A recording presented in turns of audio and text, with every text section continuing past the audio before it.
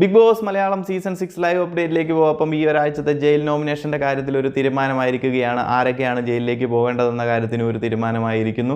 നമ്മുടെ സിജോയും അഭിഷേക് ശ്രീകുമാറുമാണ് ജയിലിലേക്ക് ഈ ഒരാഴ്ച പോകുന്നത്. നമ്മൾ മുൻപ് വീഡിയോയിൽ പറഞ്ഞിരുന്നു ഈ ആഴ്ച ജയിൽ നോമിനേഷനിലേക്ക് 4 പേരെയാണ് ബിഗ് ബോസ് നോമിനേറ്റ് ചെയ്യാൻ പറഞ്ഞിരുന്നത്. അതായത് പവർ ടീമിൻ്റെ സൈഡിൽ നിന്ന് 2 പേരെ അവർ നോമിനേറ്റ് ചെയ്തത് നമ്മുടെ ജിൻഡോയെയും ഗബ്രിയെയാണ്. മറ്റ് കണ്ടസ്റ്റൻസ് എല്ലാം കൂടെ ചേർന്ന് സിജോയെയും അതുപോലെ അഭിഷേക് ശ്രീകുമാറിനെയും. അപ്പോൾ ഇവർക്ക് തമ്മിലൊരു ടാസ്ക് വെക്കുകയായിരുന്നു. 2 ടീമുകളായി തിരിച്ചിട്ട് ആ 2 ടീമുകൾ തമ്മിലുള്ള ഒരു മത്സരം.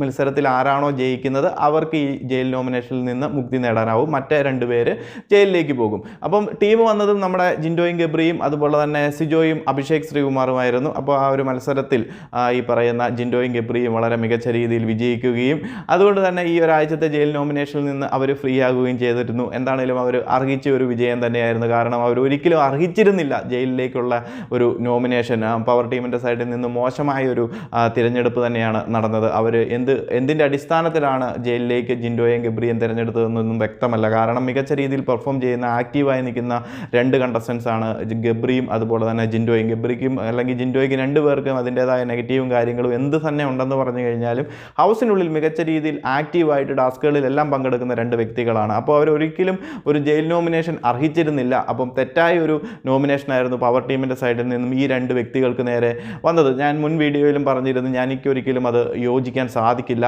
അപ്പോൾ ഏതായാലും നിലവിൽ അവർ ആ ഒരു ടാസ്കിൽ വിജയിച്ച് ജയിൽ നോമിനേഷനിൽ നിന്നും ഫ്രീ ആയിരിക്കുന്നു. അതുപോലെ തന്നെ സിജോയും അഭിഷേക് ശ്രീകുമാറുമാണ് ജയിലിലേക്ക്. അവർക്ക് എന്താണെങ്കിലും അർഹിച്ച ഒരു കാര്യം തന്നെയാണ്. മികച്ച 2 കണ്ടസ്റ്റൻസ് ആണ്. എന്നാൽ വല്ലാണ്ട് ബാക്കിലേക്ക് പോകുന്നത് പോലെ ഒരു ആക്റ്റീവായിട്ട് മുന്നോട്ട് വരാൻ ഇവർക്ക് ഇതുവരെയും സാധിച്ചിട്ടില്ല. അഭിഷേകിനാണെന്നുണ്ടെങ്കിലും ആദ്യം അന്നേ ആ ഒരു ഫയറൊക്കെ ഉണ്ടായിരുന്നുള്ളൂ. പിന്നെ ടാസ്കുകളിൽ കാണിക്കുന്നുണ്ടെങ്കിൽ പോലും ബാക്കിയുള്ള കാര്യങ്ങളിലെല്ലാം അഭിഷേക് വളരെ പുറകോട്ട് തന്നെയാണ്. അതുപോലെ തന്നെ സിജോയും മികച്ച രീതിയിൽ നിന്നിരുന്ന ഒരാൾ ഭയങ്കരമായിട്ട് കത്തിക്കുമെന്നൊക്കെ പറഞ്ഞിട്ട് ഇപ്പോൾ വളരെ പുറകോട്ട് പോകുന്നു. കാര്യമായുള്ള ആക്ടിവിറ്റീസും കാര്യങ്ങളും ഒന്നുമില്ല. അപ്പോൾ എന്താണെങ്കിലും ജയിലിൽ പോയി അവർക്കൊന്ന് പുതിയൊരു രീതിയിലേക്ക് വരാൻ സാധിക്കട്ടെ. അപ്പോൾ കൂടുതൽ അപ്ഡേറ്റുകളുമായി മറ്റൊരു വീഡിയോയിൽ കാണാം.